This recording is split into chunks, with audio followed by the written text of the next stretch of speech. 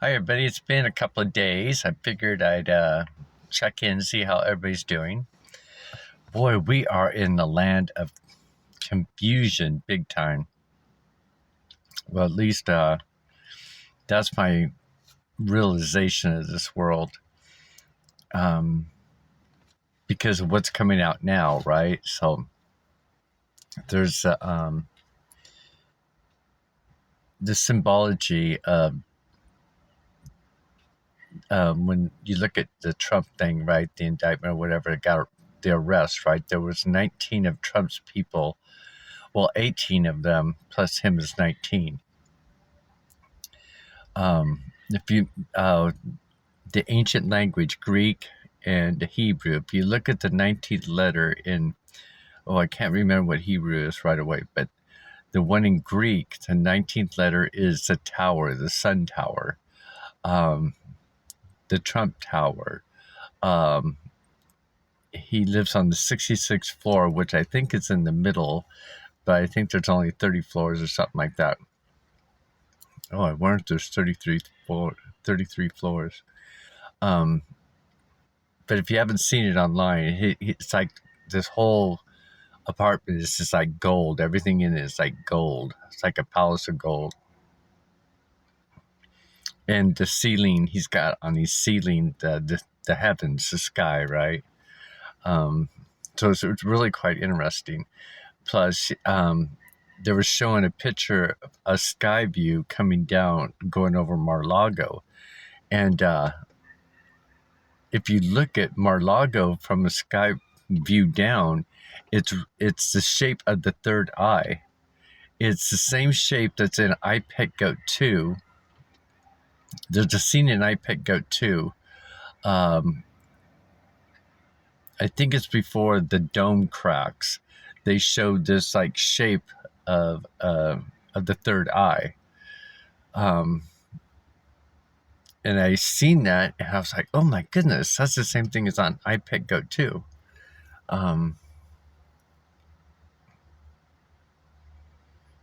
And then he had what was it? 12 boxes. So that's or 12 or 13 boxes, something like that. So that was representing like the tribes, 12 tribes. So it's all interesting about these numbers. The indictments. I think this was the fourth indictment for the fourth letter is Delta or Delt, which means doorway. Remember, it's the triangle. And then in iPet Goat 2, remember on Bush's eyebrows, or one of Bush's, I think it's his right eyebrow, it shows Trump laying down with his arms crossed. So it's quite interesting the times that we're in, because they were interviewing a bunch of Trump supporters, people, because if you look at it, it's like a cult. A cult is like a culture, a society, and a group of people who follow another man, pretty much worship another man. And yesterday, the churches were complaining about their people are stopped worshiping Jesus and now are worshiping Trump as Jesus Christ. So it's coming out in the churches of how the Trump supporters in the congregation are, how they're reacting to Trump. Calling him Jesus, right? And I think that's really quite interesting. Because it's like a cult of, I mean, think about Jeffrey Dahmer. I mean, if you think about it, how about the people that are in jail doing 12 to 17 years for the January 6th? And here, the person who, convinced him to go do it is, sure, he's going to trials, but he's not showing up at these trials. He's just doing it by Zoom call or these other places. I just think it's quite unfair that they're locked up for all these years. But, you can't, I guess people have to experience it. They have to see that they're what they're doing. They've got to realize, it's just like, for an example, me growing up, I had to realize where I was too cocky. I had to realize that I was putting on a mask, a face. I was putting on a face for work. I was putting on a face around my family. Or when I say putting on a face, it means I was acting differently. I was approaching them different. And once you start realizing, oh my gosh, I act differently in front of all these people, and just to please these people, to excuse me, I guess get their attention, or to fit in. That must be it, to fit in. But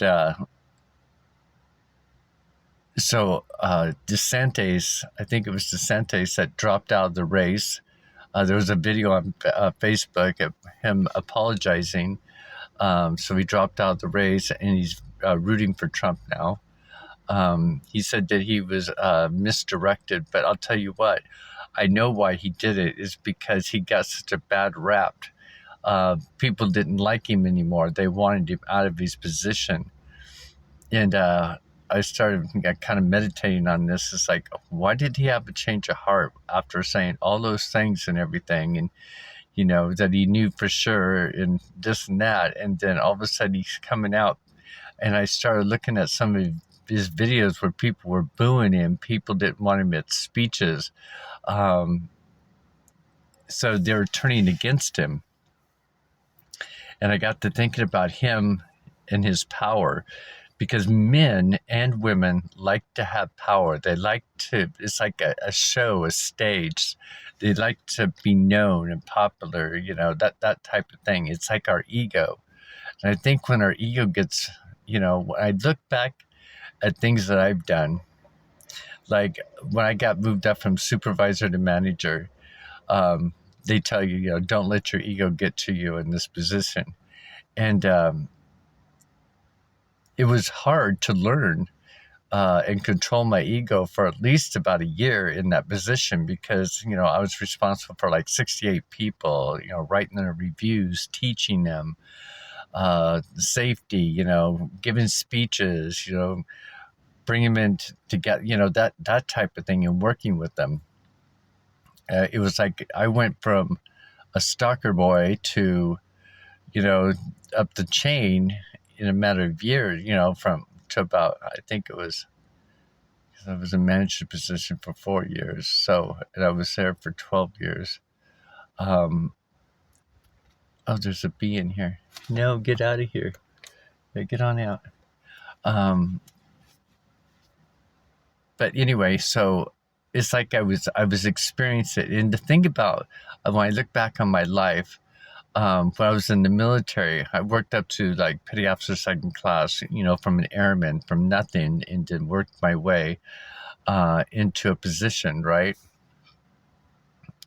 And the interesting thing about that is I was an aviation storekeeper. That's what I become.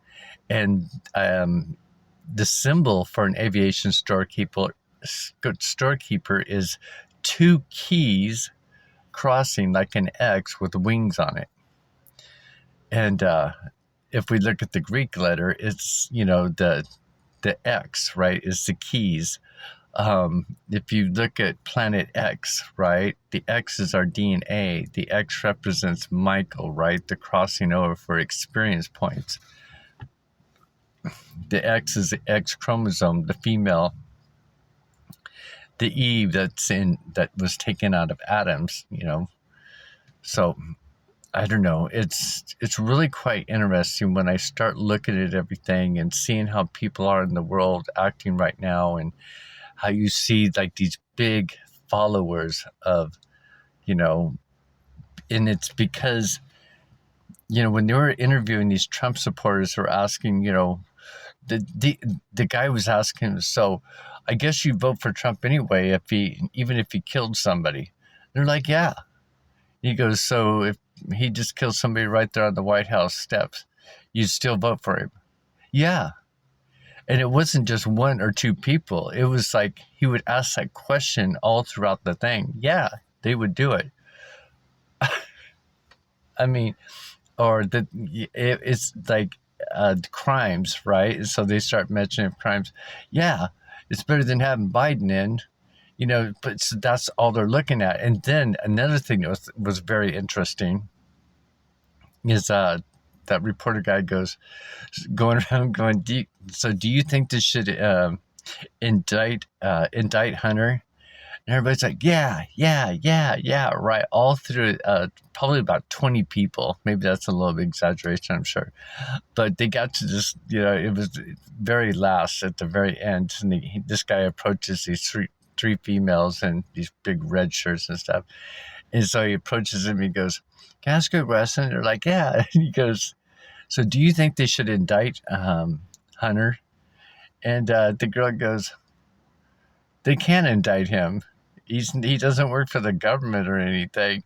And he goes, ding, ding, ding, you won a prize, right? And it was quite interesting because all throughout his, interviewing all these Trump supporters and people, he would ask that question too. So you think we should indict Hunter?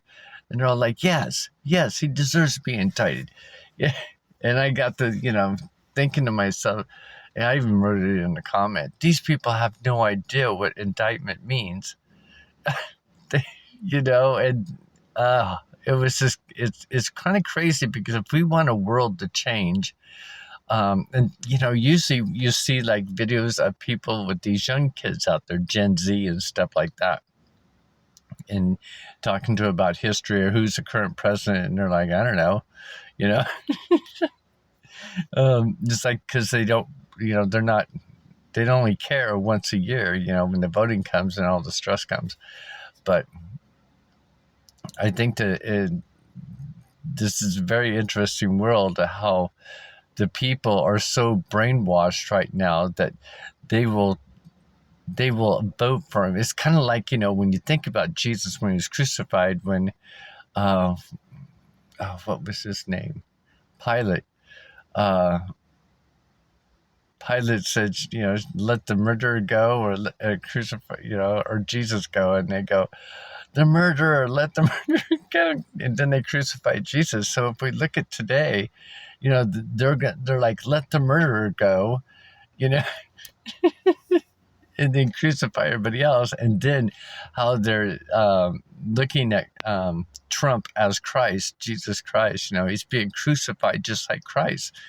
And it's, and I'm like thinking, how do you know what Christ went through? You guys don't even understand scripture. You don't even understand what indictment means, so, I really shouldn't sit here and judge, but, sometimes their judging is allowed because that's another thing, this book of the wisdom of Judaism. I'm almost done too, over halfway through. But, I think there's a name in there, Midridge, something like that. I think can't really pronounce the Hebrew words very well. I'm still practicing on that or learning that. But it's a word about they would meet every day, or I think it's every day, or every once a week or whatever. I can't quite remember the timeline they were saying about that, but people would get together. So it's like the people here at church that would get together and worship, but they would get together and study the Jewish law. It's not, they weren't doing worship. They were getting together like a schooling, and they would look at each other. One person would look at another person and like teach them what they see or what they read or how they feel the vibes coming off them. A little constructive criticism, right? And then, they would give feedback to each other. But it wasn't it was a feedback of love, and there was no hostility in there, and nothing was taken personal. It was for them to build up their character, their strength, the law of, God's law, and to have a direction. That's why I was saying about the 3 seeds planting. You got King David, Judaism, Christianity for Christ, and then Muslim. I think Muslim and Islam are the same thing. you got those 3 seeds being planted to build one big tree. And then when you get up to your brain, so you got the 3 seeds down there planted into the earth, and this tree is growing up, and then it splits off into 3 directions, because you have your emotional brain, which is your right side, your reptilian, which I call the dragon brain, and then you've got your lymphatic brain, which is the immune system, because this is the brain that has um, um, some type of it carries on. I think there's a word that's used for it, but it extends down to the spine of your serpent dragon, your chi, right? The chi is the energy that rises up. It's like, your core, your stomach's the fire pit, the diaphragm, right? And the heat rises up. It's like going up a chimney pipe, chimney, chim, hurry. So it's like your chi is rising up within your body. The dragon is rising, right? And when I was thinking about that the other day, you remember on Home Alone, on the first one, when the little kid goes down the basement, he's trying to do laundry, and that furnace is down there, and it's like, he kind of scares the turd out of him, and finally gets the courage up, and he goes down and goes, I'm not as scared of you, or I'm not as scared, right? But it is quite interesting, because when we look at our world today, and we look at Wizard of Oz, the lion, the cowardly lion, to have courage. Even in the book of Daniel, which is quite interesting, the Lord tells Daniel to have courage, be strong, and and he's in the lion's den, that type of thing. I don't know, interesting. I kind of get carried away here sometimes from what I'm learning, expressing, experiencing. Just for documentation, it's also to share with others, and of course I like to hear your feedback. I like to, figure out what you're thinking, what you're sensing at this time in our world and our life. What is your body feeling? Are you tossing and turning? Are you getting up in the middle of the night and being up for hours? Or do you feel like you're being forced up? Are your lights flashing around you, right? Mine do that. I get up. It's like I have to get up, in the middle of the night. It's like I start getting these shock waves in my kneecaps. You know how a doctor goes and checks your reflexes by, tapping on your funny bone or whatever that on your knee, and that's what happens to my legs if I don't get up, and I'm like, because all I want to do is just lay there because I'm comfortable. But I can't sleep. My mind's just ticking. Even though I'm not sleeping, I'm just like, but it just still feels good. But that's why I was like thinking, I'm like, okay, I'll get up, because I know something's trying to wake me up and get me up. And I have no idea what for, because usually I'll just get up and, and I'll have my, it's like 12:30, 1 o'clock, and I'm like, well, okay, then I'll get something to drink, and I'll smoke a cigarette, and I'll watch a little bit of videos and stuff, but or something to come to my mind, I'll start writing it down, taking notes on it, and then I'll get, watch YouTube videos, and then I'll just end up going back to bed and laying down, and then I'll wake up within an hour again with my legs starting to go thump, thump. I'm like, what? What am I supposed to be doing? But I don't know. I think it has a lot to do with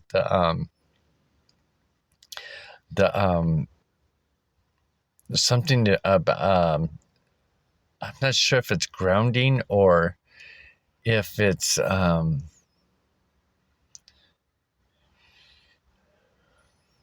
don't know what it is. I'm just making guesses now. But anyway, I'm gonna let y'all go. I'm down here at the park. I'm just gonna chill out for a little while. It's like been 71, 72. It's been raining the last couple of days. So bizarre. The air feels like autumn for sure. Look, autumn, and the leaves are falling. Very interesting. It happens so quick. It does seem like time is speeded up for me, at least, from what I see. How about you guys?